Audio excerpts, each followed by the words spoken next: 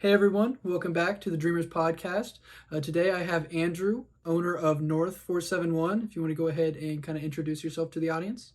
Hello, yeah, I'm Andrew, owner of Nxrth471. As he said, I'm an airbrush artist and I'm branching out into doing furniture design, interior design, and I'm an architecture student at Kent State University. So I'm trying to blend my love for art and design and airbrushing, as well as architecture and 3D design together.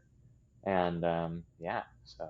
Say awesome. Can you just kind of get started with telling everyone how you got to, you said architecture, but also like the airbrushing and how you, I guess, artistically got to that point. What got you into airbrushing and, what made you want to go into architecture? Right on. So I'll just tell the story from the very beginning since I think that's the best way to kind of give you the details of how this kind of progression happened. So Mm-hmm. I've always been into clothes and streetwear, and I was kind of for a long time though I would just kind of watch it from afar. Like I didn't really purchase anything. Like I wasn't necessarily into any brands, and I wasn't making anything. But in 2019, and this story is emblematic to me of how the butterfly effect is real, because there was one Mm-hmm. little decision that if I didn't do it, none of this would have happened. So it Mm-hmm. all kind of, I was into streetwear and I started following Ass Pizza or Austin Babbitt Mm-hmm. because there was an artist from Kentucky, and I am from northern Kentucky, south side of Cincinnati. Um, and I think his name is Tyler Webb. And I was following Mm-hmm. him on Instagram, and I found S Pizza. And in 2019 I went to an Ass Pizza meetup that was happening in northern Kentucky, south side of Cincinnati. So when I got there, he was late, and we didn't think he was actually going to show up. But then we noticed some other kind of streetwear looking people show up, buying spray paint at the Walmart and that kind of things, and we thought, okay, maybe. And we were about to drive out. We were heading out of the parking lot, about to drive out, and we turned around, and a crowd had showed up.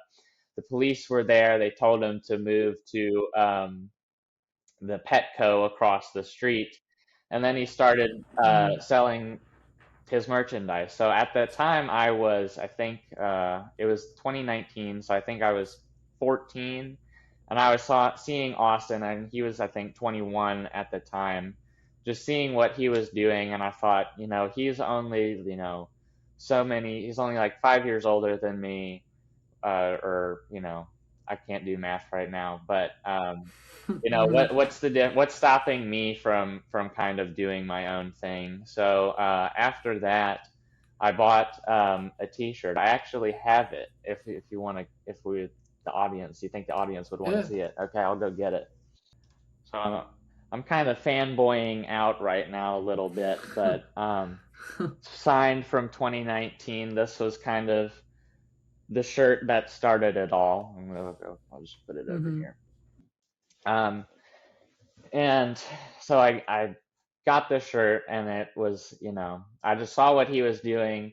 And he was, at that time, basically doing everything upcycled. It was all just kind of stuff he purchased from thrift stores, cut it up, and Mm-hmm. kind of made his own thing. So I thought, I don't necessarily know how to sew, but I've been drawing according to my mom ever since I was 2. So I decided, what's exactly stopping me from doing this? So then I went from uh, kind of being a spectator, and I started making patch pants, and they were really awful. They were just crappy. Like I take a band tee or some kind of t-shirt and a couple pairs of jeans and rip them up and essentially put them back together. And I was doing Mm-hmm. that for a while, and I was doing a lot of hand sewing, hand stitching, a little bit of machine sewing too, but mostly hand stitching, like almost like sashiko, or like if you've seen Missing Since Thursday. I was really trying to imitate like kind of the stitch work of a pair of Missing Since Thursday jeans or whatever. Mm-hmm. Um, but that's kind of how I started doing that originally. And then I another kind of by chance thing happened where I was walking through Cincinnati. I just kind of started doing this, and there was a boutique in Cincinnati called Pistol Vintage.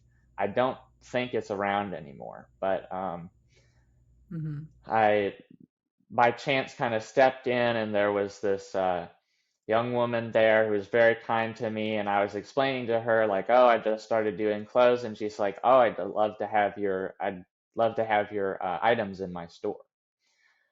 And so Mm-hmm. I started putting items at Pistol Vintage. Shout out Bree if you're watching this. But I started putting the clothes in there, and um, I started filling the walls with them, and like, yeah, I had my first sale, that kind of thing. And this was all when I was like 14, 15. Um, Mm-hmm.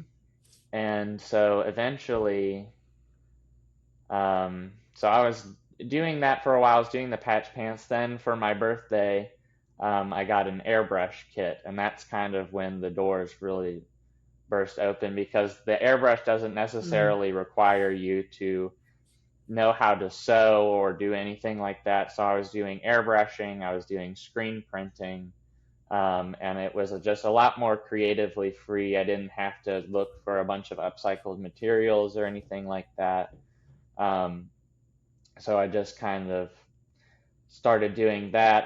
I originally started off doing a lot of anime themed stuff. I don't know if there's a guy on Instagram named Evil Bone, and I think basically throughout that 2019 2020 period, everybody started just kind of ripping off his artwork and his style. It's Uh-huh. very influential on me for sure, but a lot of it was just like I don't know. I think it was just kind of growing and trying to learn how to use the airbrush, because his designs and his line work and stuff was just fantastic. I mean, and I Mm-hmm. mean, people who don't know, like, I get a lot of comments all the time, like, oh, can you teach me how to airbrush? I just bought a kit. I was like, and I try to tell people, like, airbrushing is about as hard of an artistic medium to learn as, like, tattooing. Like, airbrushing you have to do it for a long time. You have to get practice with it. Like, it's definitely a difficult medium to learn. And that's coming from someone who does, like, digital art, uh, screen printing, sewing, other kinds of mediums. So Mm-hmm. it was it's definitely not an easy medium. Um, but anyway, so I started doing that, and then in 2020, the pandemic came, and of course everything shut down. So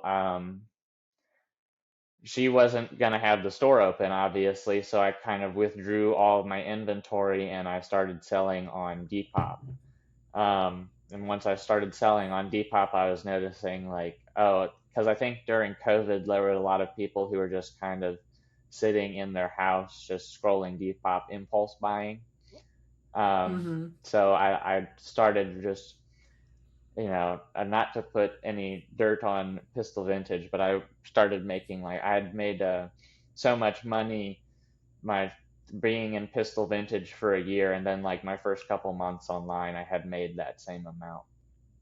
So it Mm-hmm. kind of just opened the my eyes to the possibility, like not having to be in a brick and mortar store, and just kind of the power of having a platform that's built for social media. I guess the other less brand related thing that happened because of this kind of butterfly effect story is, because I had started this business, I got accepted into the Kentucky Governor's School for Entrepreneurs.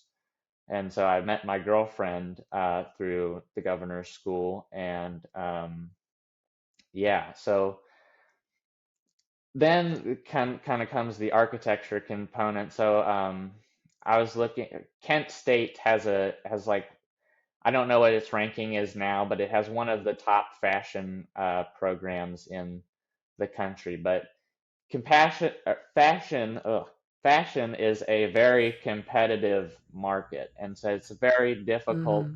I mean, even if you're a brand and you're doing everything right, it's still very hard. And going to school is more so setting you up. Even if you're going for design, it's still setting you up to probably be a designer for a different company, be a designer for, Mm-hmm. another brand, and that's kind of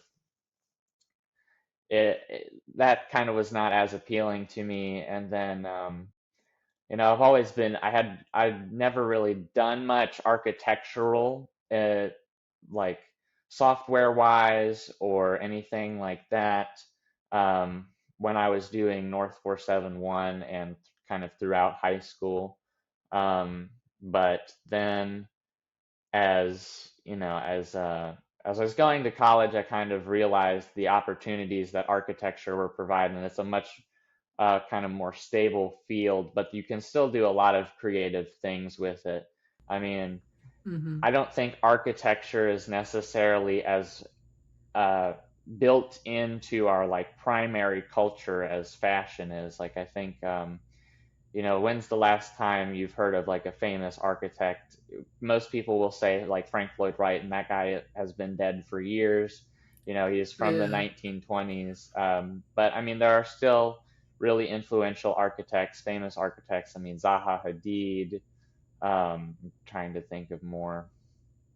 Zaha Hadid is always like a college student favorite, so she comes right off the tip of the Mm-hmm. tongue. Um, trying to think. Trying to think of another really great architect. Kenzo Tange. I mean, people who are still also pretty old. So I think there could be Mm-hmm. with a new generation of architects, and especially with the invention of AI, that perhaps like a new generation of architects could come along and make architecture part of the primary culture and make architecture more like fashion. Maybe not in the sense that it becomes really fast and trendy, because obviously a building takes a lot longer to construct than a garment. But I'm Mm-hmm. thinking maybe people will kind of place the same amount of emphasis on it in our culture, um, as they do fashion. I mean, Virgil Abloh is a perfect example of somebody who went to school for Mm-hmm. architecture, wound up doing fashion, but kind of blended the cultural influence of both together, and you can see it reflected in his designs a lot. Um, so yeah, going into college, I didn't. And by the way, I started college at 16 because I skipped eighth grade.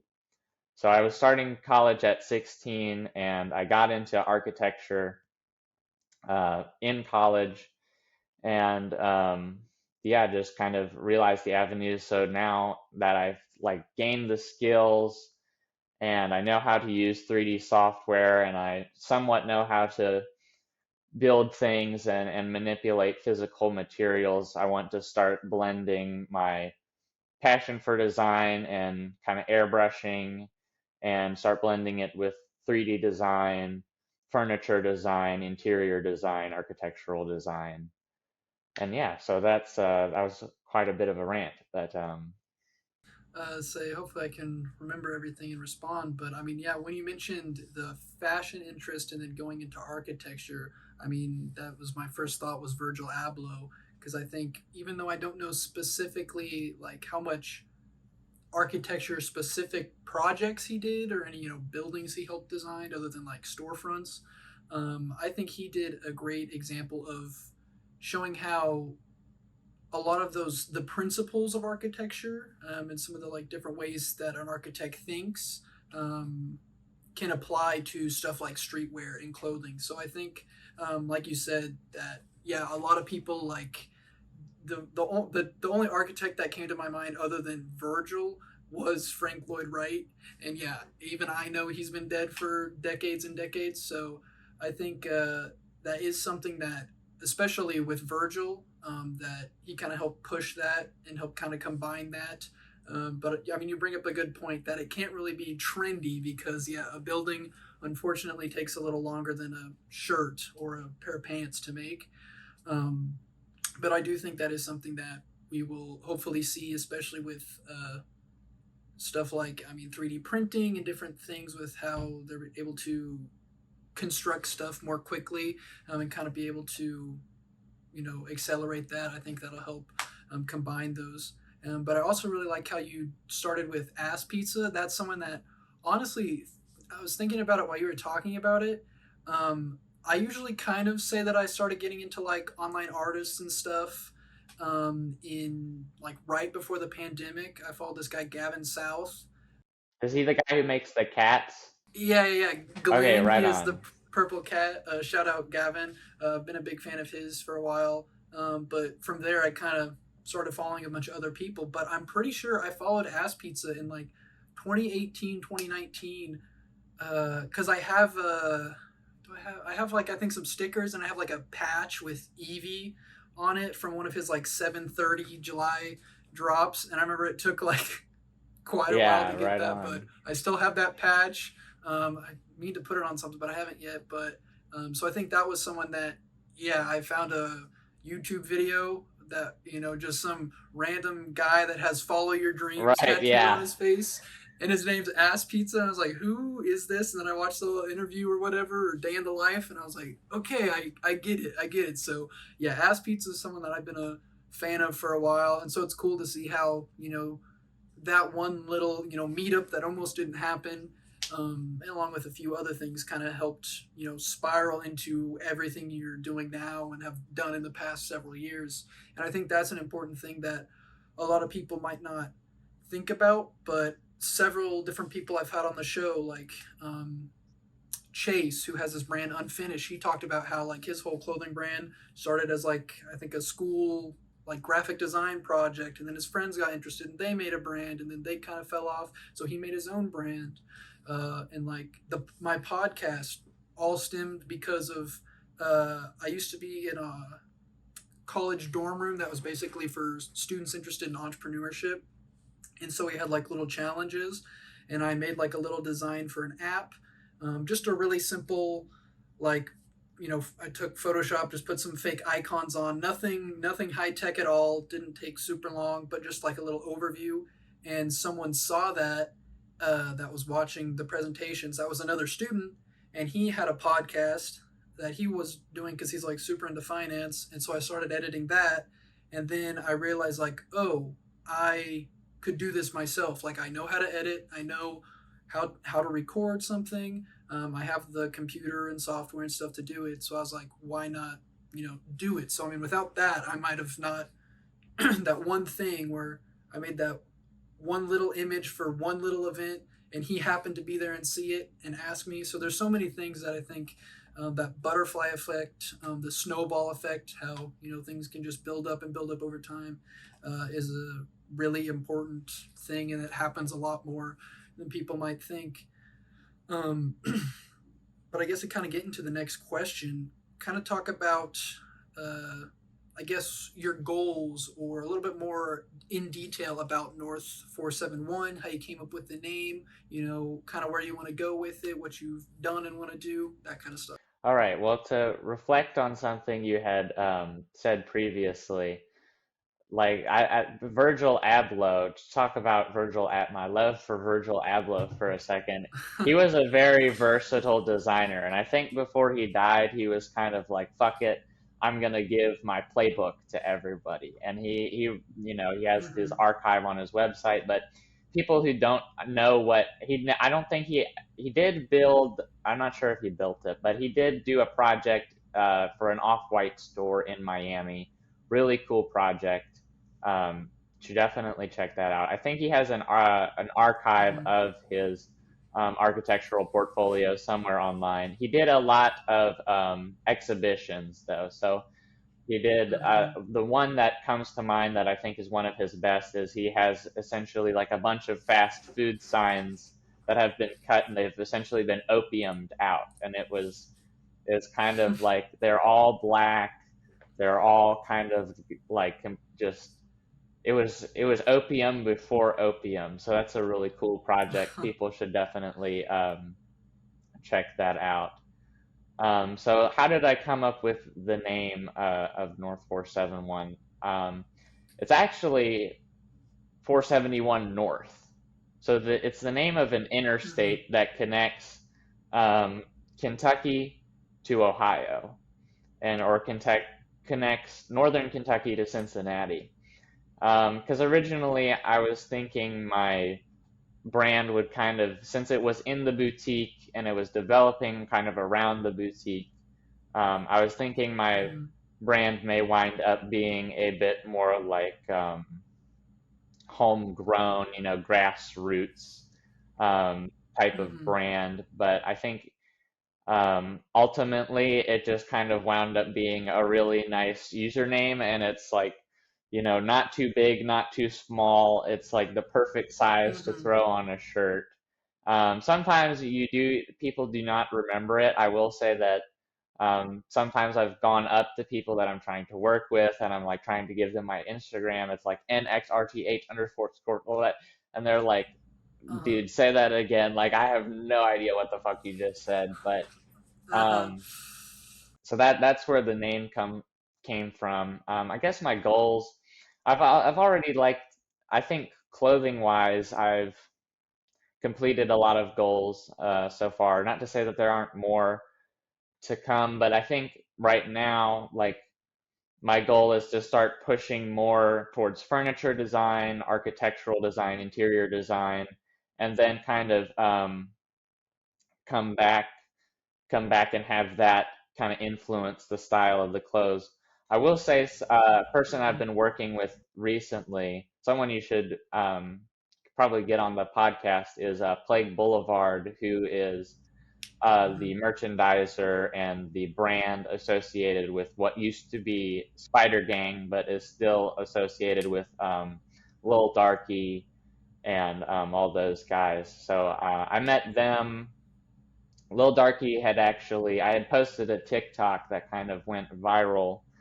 And it was kind of also one of the first times I was branching out and doing like my own original artwork instead of doing kind of the anime manga branded stuff. And I was beginning to do my own stuff. I mean, I was still doing fan art because I was doing art of rappers and that kind of stuff, but it was one of Mm-hmm. my first like original art pieces, and it blew up on TikTok. And Darky actually reached out to me, and the guy kind of is not known for his quick responses. So it was he was waiting. He was going to we were going to use the design for merchandise, and kind of came around. So eventually I said, I'm going to a Spider Gang show. I'll just catch him there.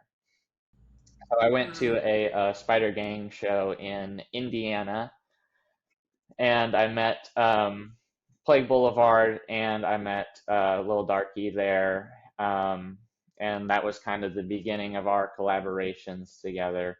I've released the merchandise I did for Spider Gang. I did a piece for Darky, Wendigo, and Christ Dillinger. But I've been working with Plague Boulevard. We just did a COVID particle design together, and it Mm-hmm. completely sold out, which was crazy. So it's kind of living vicariously. I mean, I've always wanted to, manufacture my own line, that kind of thing, and sell it myself. But I think it is kind of living vicariously. I've, kind of made the design for him. He sold the design, and but it was a really cool moment to watch all of those hoodies sell out. And we're going to be doing more things together. And it's kind of he's a guy who definitely likes to always be improving upon something. He doesn't just like see a design and be like, okay, that sold well, let's just do it again. He's like, that sold well, Mm-hmm. how can we make it even better, sell even more? And I really like that about him. He wants to start a scene out in the Tampa, Sarasota area, which is really cool because there's most of the streetwear scene, I think, in Florida is mostly concentrated in Miami, and he wants to start putting Mhm. together some artists and stuff to create a scene there. So that's perhaps looking like it might be in the cards for me in the future, being a part of his team and developing things with him. I don't want to Mhm. say too much and like jinx it, but Mhm. that's kind of something I'm throwing that's out in the air, out on the in the cards right now. So yeah, so those are my goals, I'd say, for the brand for now. So Hi guys! We wanted to take a quick break from today's episode to let you know that we recently launched the Dreamers Discord server. If you want to connect with other creatives and stay up to date on the podcast, as well as have access to exclusive live streams, events, giveaways, and more, then make sure to click the link in our bio to join. So yeah, awesome. That was one of the questions I actually had on here was kind of your collab with Spider Gang and then your recent drop with Plague Boulevard because I think that was just a few weeks ago. right, yeah, it was really recent. But yeah, I saw the hoodies, and I think they even did like maybe just a couple like skateboard decks with a little Yeah, COVID particle. And I'll show pictures of that here. But that's awesome to think that I didn't realize that it was connected to Spider Gang and stuff. I thought it was like a different thing. So it's cool to see that you're able to collab with someone and kind of like you said, live vicariously, and you get to do the designing part, but you don't have to worry as much about the whole manufacturing and stuff because I'm trying to hopefully within the next couple months. Originally, I was planning for end of the summer, but we'll see. Do merch, and yeah, it's. I still need to do a lot of research, but yeah, I mean, it's a process. Like right, how I want to manufacture it. Do I want to do stuff myself? Is it worth it? So that is a definitely a hard and difficult process to do. So I definitely get living vicariously. Um, but I wanted to talk about, and I think you did kind of mention it there, but you recently, I think just a few days ago, posted like a chair, like a mock up for a chair that you did. So what are some more, like furniture or different type of, products or, furniture that you'd want to get into in the future? so yeah, I did just post a rendering of like this cyber sigil chair. It's a really cool concept. I'm not necessarily sure how it's going to be executed yet. Am working on a prototype. I'm not sure if I'll find it in a second, but yeah, so we're kind of scheming about how to actually create that, whether it would be something that I'd have to send to a manufacturer. Being in architecture, I do have a lot of friends who are carpenters and know how to do design with those kinds of materials. And at my university, we have like a fab lab where we have access to all kinds of materials, CNC machines, even like those arms Mm-hmm. that they have that like help manufacture Fords, at the factory, which is crazy. Uh-huh. But yeah, so that a lot of the furniture stuff I'm doing right now is pretty conceptual, but I would like to start bringing some of it to life. It might have to be a little dumbed down because of just the difference between like doing something digitally and even doing like clothes is that you're not necessarily restrained by the laws of physics. But if you're doing architecture, you're doing furniture, you have to consider ergonomics. You have to consider, um, like building materials, the strength of those materials. So it does become a little bit of a physics problem. But I would like to the chair will come some point. I just need to figure out how to make it. I also wanted to talk about. I think it's been a few months now, but you had some of your clothes modeled in a Unity Collective, like underground kind of fashion Oh, runway right show. on. So you can kind of talk about how that came to be, and what that experience was like. Right on. That's crazy that you picked up on that. Um, okay, so yeah, Unity Collective is a really cool group of artists based in Columbus. They're kind of involved. I don't know if you know who Creamy Studios is. Um, He's an airbrush Not artist. sure. He's an airbrush artist Mm-hmm. who does. I mean, his stuff has been worn by Chief Keef. He's kind of a big deal, and Mm-hmm. we know each other.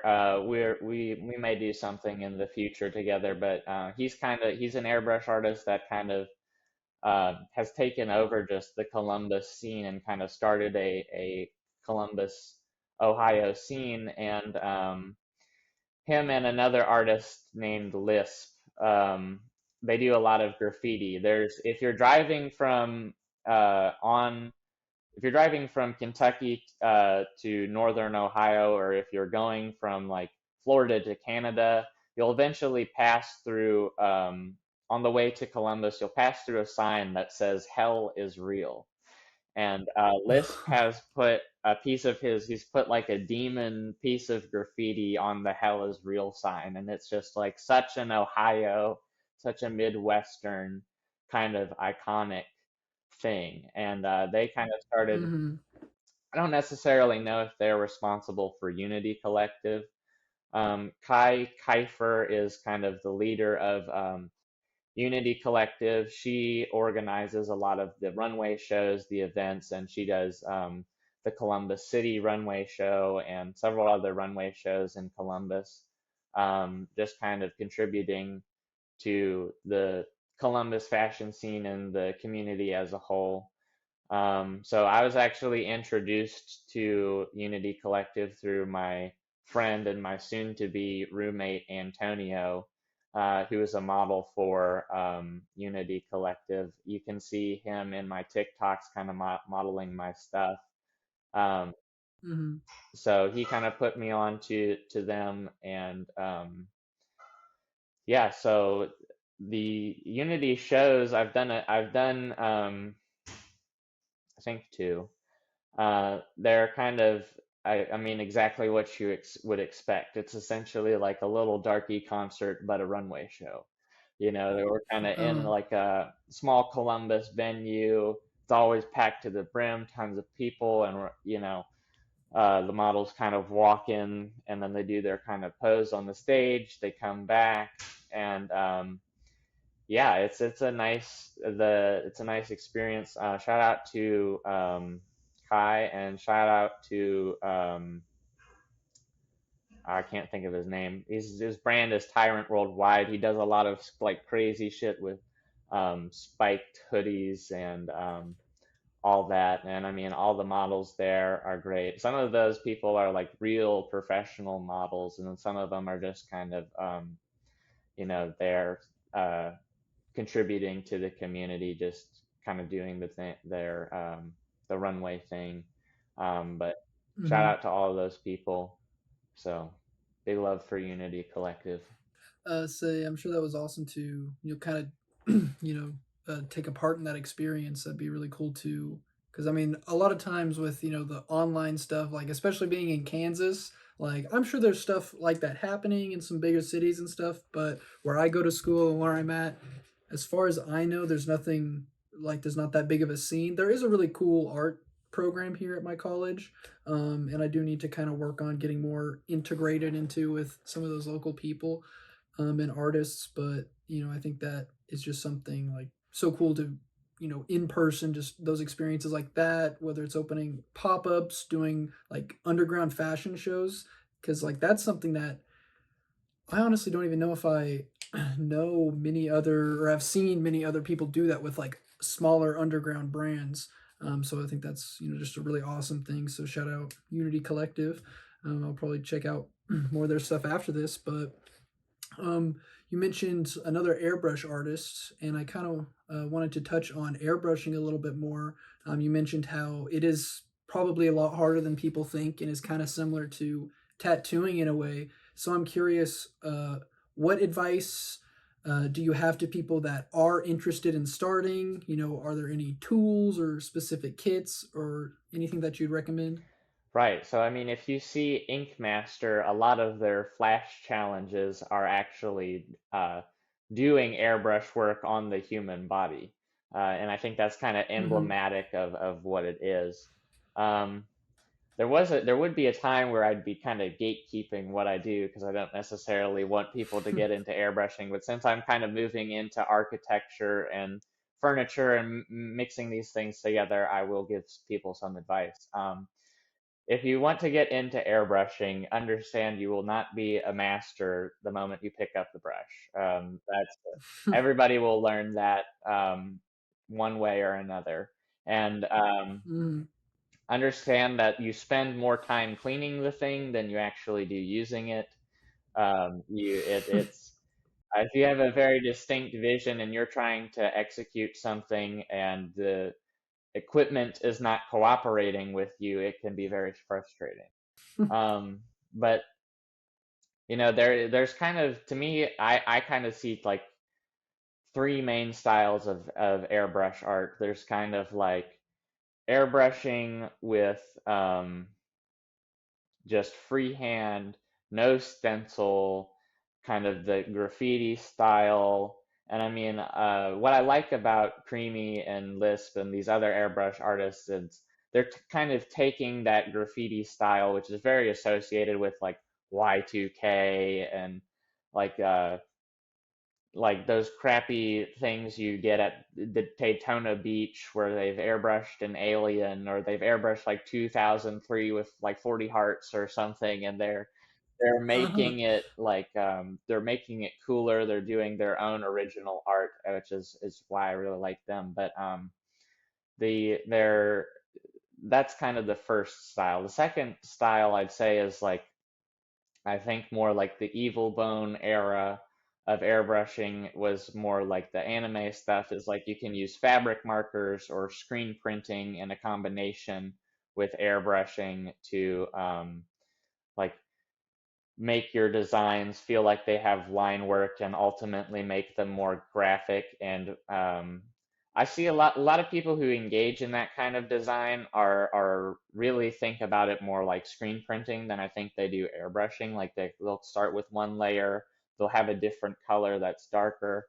Not to say that that's bad. I'm just saying it reminds me less of like an airbrush style than Mm-hmm. say, the graffiti style, or what I do, which would be option three, which is kind of like stencil work of like at my I am interning for an architect right now, and they were giving out a bunch of Rockstar Energy stickers, and I stole like half of them and have been using them as stencils.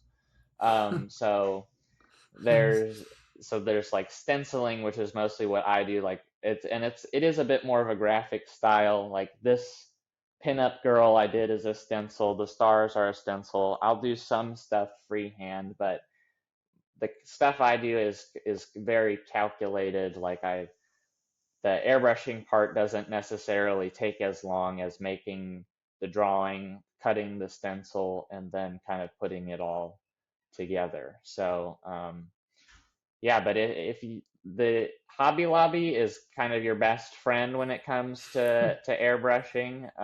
Michaels will not have Mm-hmm. anything. Yeah, but Hobby Lobby is going to be your best bet. I will say, tell people if you have air is air. If you have a compressor of any kind, a cheap one, a nice one, it has to be able to adapt to an airbrush nozzle. Um, Mm-hmm. But if you have a compressor that can run air through it, you can airbrush. You don't, there are like $1,000, $200, $300 compressors out there. Don't waste your money on that.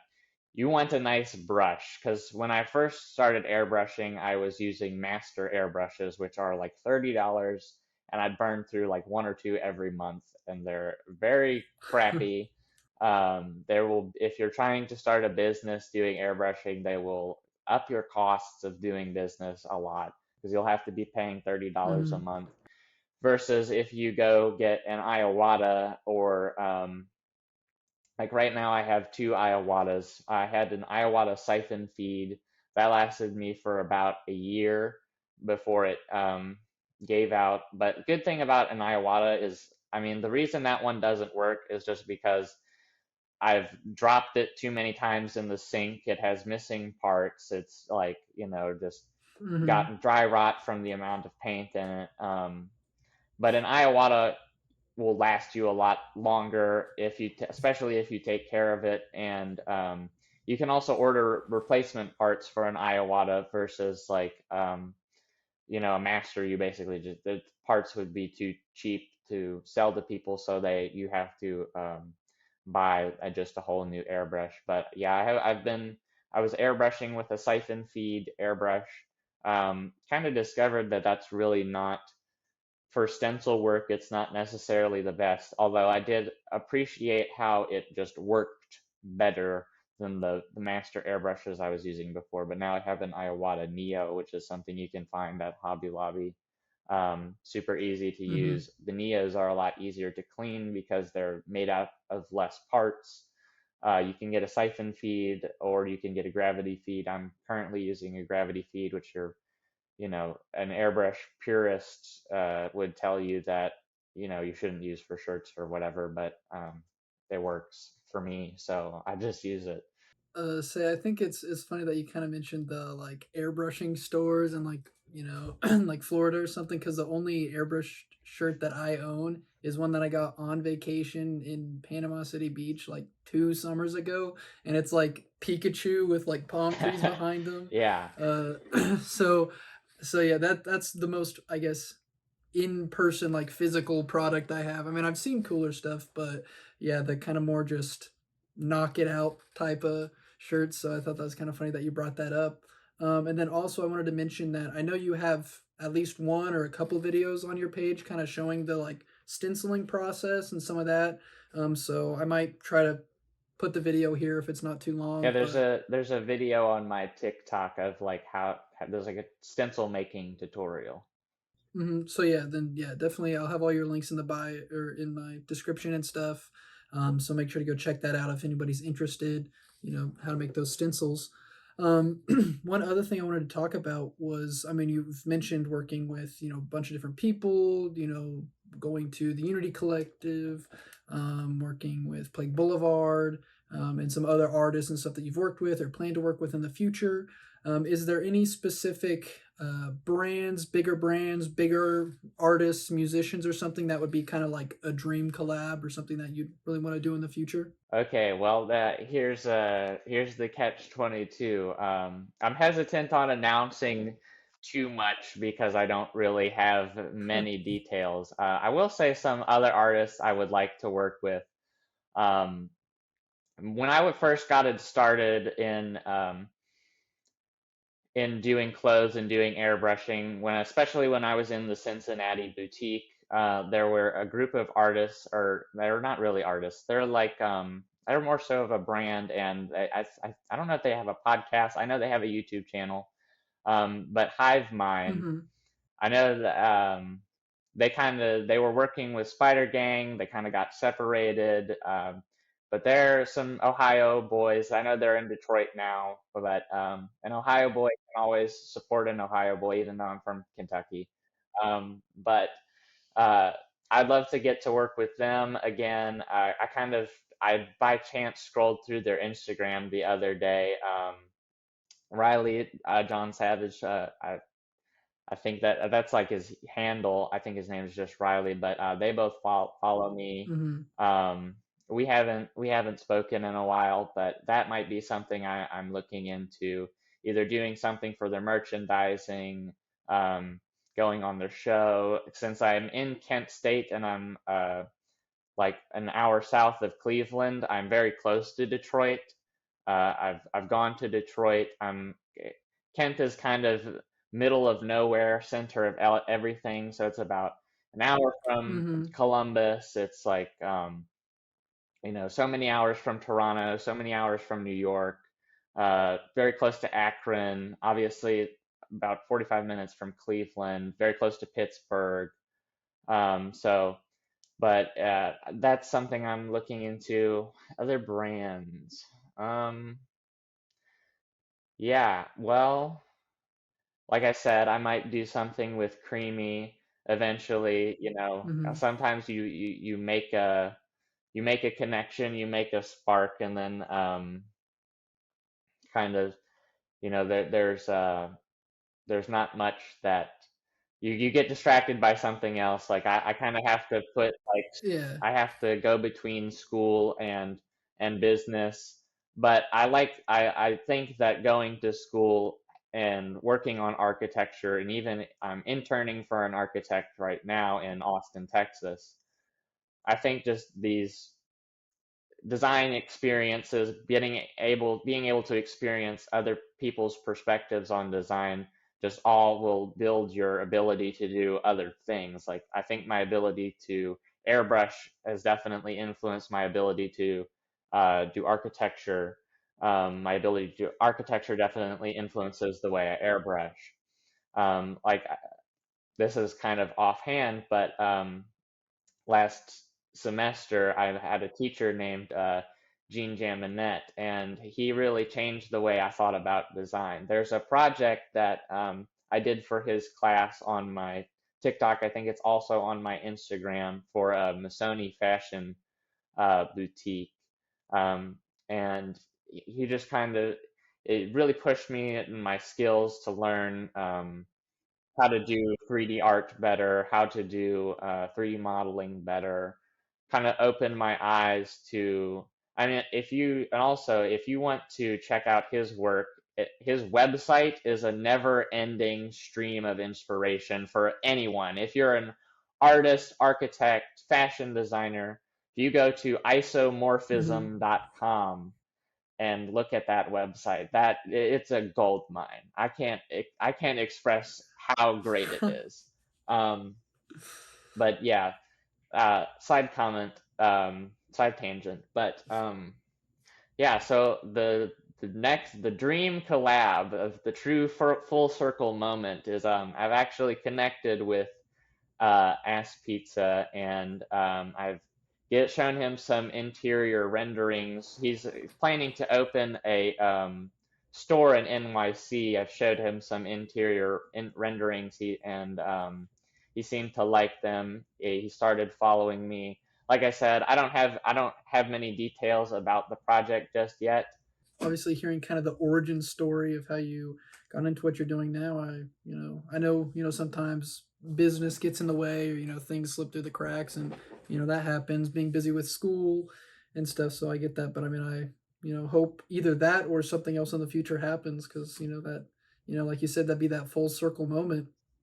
Um, but I so that's kind of a good preview of things that you hopefully want to do soon, or in the next year or so. But with being interested in having like the fashion brand and being interested in that, but also wanting to do architecture, I'm curious, where do you see yourself in maybe 5, 10, 20 years from now? Do you want to focus on architecture and do clothes on the side? Do you want to, try to do both as much as you can?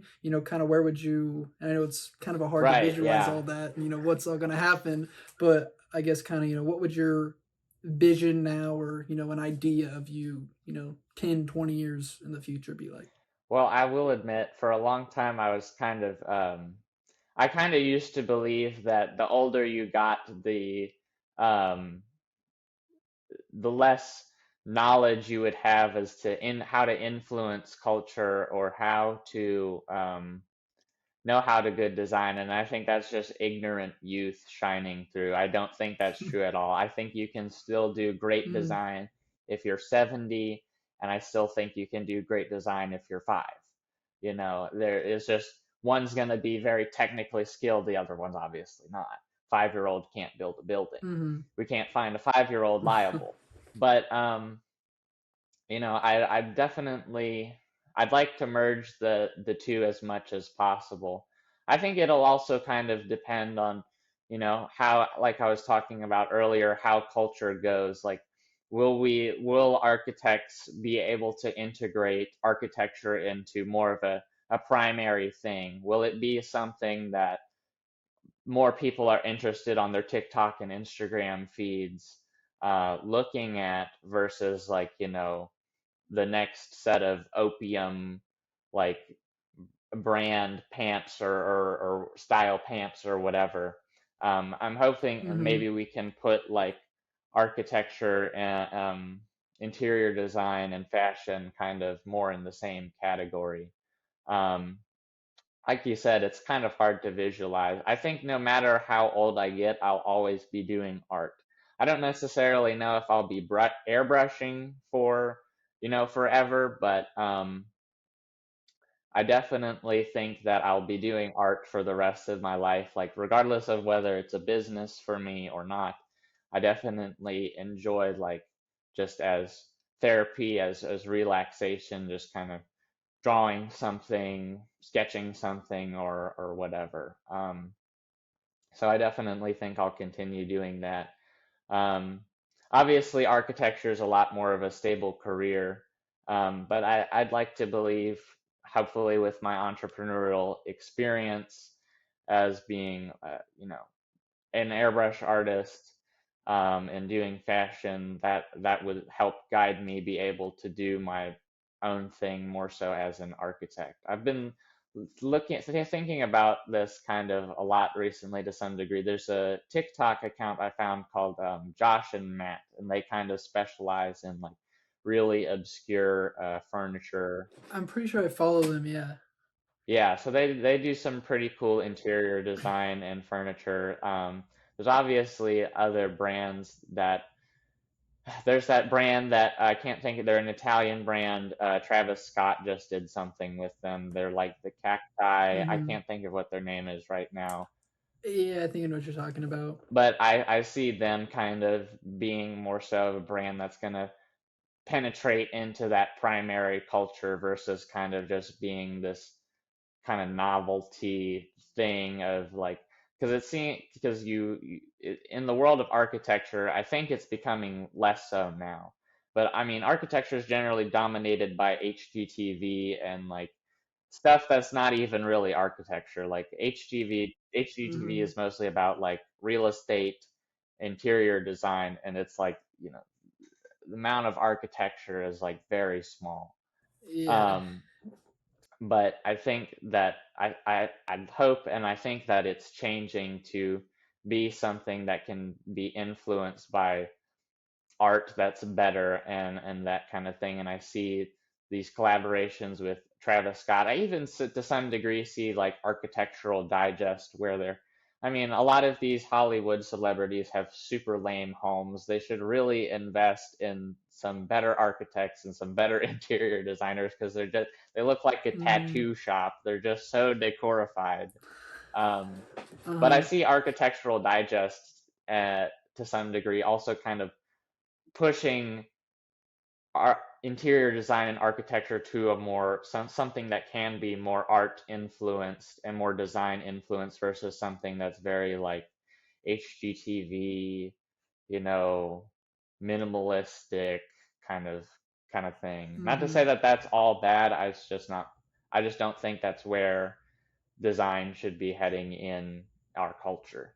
So yeah, I don't. Other than like Architectural Digest or yeah, like you said, kind of HGTV. I don't know what other like big outlets or media entities that really talk about it as much. And obviously, everyone has a house. Everybody Right. works at a place, goes to a school, whatever. So like it's obviously something that impacts everybody daily.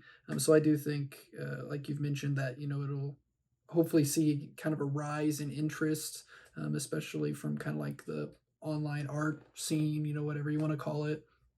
Um, but I think that that's uh, going to be something to really pay attention to in the future. Um, and with technology, whether somehow AI helps or 3D printing or whatever, um, hopefully it'll kind of merge a little bit more. Well, I think now that you see this kind of sentiment of, like, I see a lot of people, and I think these this is kind of an ignorant opinion to some degree, but I see a lot of people saying, uh, you know, um, New York looks the same as Chicago because everybody's just making these big glass modernist boxes. And, that's every Mm-hmm. skyscraper, that's every, that Berlin looks the same as New York, which looks the same as California, and it's like, how am I supposed to find an identity? How am I supposed to care about this town or this city because I can go anywhere in the world and I'm basically in the same place because everything looks the same. And I think that's and people will say we need to return to building these stone cathedrals. It's like, well, we build Yeah. skyscrapers because we can't build thousands and thousands of feet of stone. We build skyscrapers because they're Mm-hmm. durable, they can withstand the wind, versus a stone cathedral, you can only make it so high.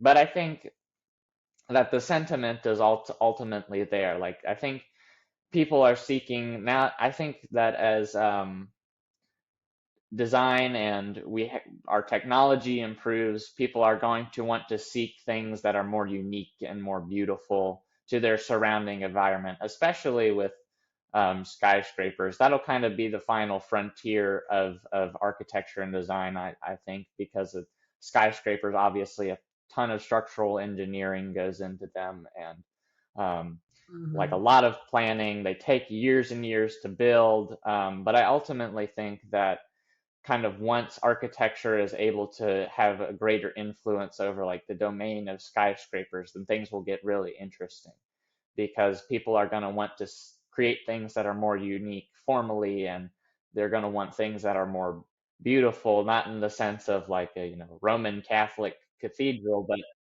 in the sense of like Uh-huh. they're going to want something that just isn't a square box. There's a great French movie called Playtime. And if you're not an architect or going to school for architecture, you will probably never watch this movie in your life. But um, it is a great movie about a guy who is from the countryside of France, and is he hasn't been to a modern city, and it's a very slow movie, but he like walks into an office building and he gets completely lost because he everything looks the same. It's all the same modernist Mm-hmm. glass wall with the long stretched out corridor, and the guy just he gets lost, and it's a funny movie, um, and just chaos ensues. But yeah, I think that ultimately, I don't know necessarily, I can't give you a timeline on when that is going to happen. I'm not an AI or a structural engineer. I wish I was. But I think Mm-hmm. as soon as we kind of start approaching that domain, that'll kind of be the final frontier for designers. So, or designers, at least in terms of architects. I got pretty philosophical, but No, that's fine. There's nothing wrong with that. I do like how you mentioned earlier, the I guess kind of like celebrity homes and stuff. Like I think Architectural Digest is the one that does like tours, and like I'm a sucker for like house tours and stuff. I love watching that stuff. But yeah, a lot of celebrity homes. Some of them can be really unique and have unique stuff, but then there's a lot of them that look like the exact same. Like it looks nice, but like I almost have trouble believing anyone actually lives there. right, Like yeah. like do you ever sit in those chairs? Like those look so uncomfortable. So I think that was a good thing. And then brought up, I think it's Matt and Josh. I've been following them for I don't know a couple months now, and yeah, I love that like how fun they can make a space and like the unique items. And that's I like to think in the back of my mind, whenever I get a house or a nicer apartment or something, I can decorate it like that and have more of a budget. But I know it'll never be like that cool because they just find the most insane pieces. But that is something that I do really hope that, I guess, not even necessarily design philosophy as a whole with everything, but like, even like I know office spaces for some companies, some can be like super boring, but some, do have color and art and stuff. And I think that not just helps make it better, but also helps, you know, make it more fun to go to work. Right. Like I was just recently in Denver on vacation this past week, and I was like in downtown and like walked around and stuff, and just seeing like everywhere all the like murals and different paintings and some graffiti, but like these you know sides of buildings that here would just be like brick in one color, have like these huge like mosaics and awesome paintings, and just kind of brought more vibrancy and life, and like felt good to look at and just be kind of in the heart of that. So I hope that kind of more, I guess, fun design. And I like how you did bring up the kind of like some people bring up, like, oh, we should go back to like the more traditional, like I guess 1800s. I don't know what design's philosophy would be called, but kind of that more older traditional style than what we've done. And like you said, there's only so many ways right now you can build a skyscraper. And so you can do cool stuff inside, but the outside there's only so much you can do without it falling apart. um, so I do hope, and I think there is kind of already somewhat of a push for that. And so I hope that continues to snowball and become a much larger design philosophy for companies or developers in the future, and kind of making it fun, because like you said, it is an art form. It doesn't have to just be square boxes, and sometimes square box is the perfect thing, but sometimes you can make it a little more unique, a little more interesting, and still keep all the stuff that you need for it to work as an office, or be structurally safe.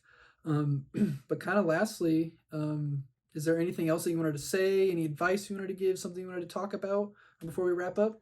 I think we've pretty much hit on everything. I will say, if you want to buy this pinup girl, this shirt, it'll be available on my website, probably either after we're done set recording here, or it'll be out once the interview's up. So if you want to go purchase this, go to nxrth.com, or sorry, nxrth471.com. My Instagram is at nxrth_471, and my TikTok is the same thing, just without the underscore. My TikTok is my main platform. I don't know if Instagram doesn't like me, or if it's just inherently kind of not designed for the kind of content that I produce. But if you want to follow me and keep up with me, TikTok is the main place to go. Don't go to Instagram, because I do not post as often there, and doesn't you won't always see it. Blah blah blah. So yeah, thank you for having me on.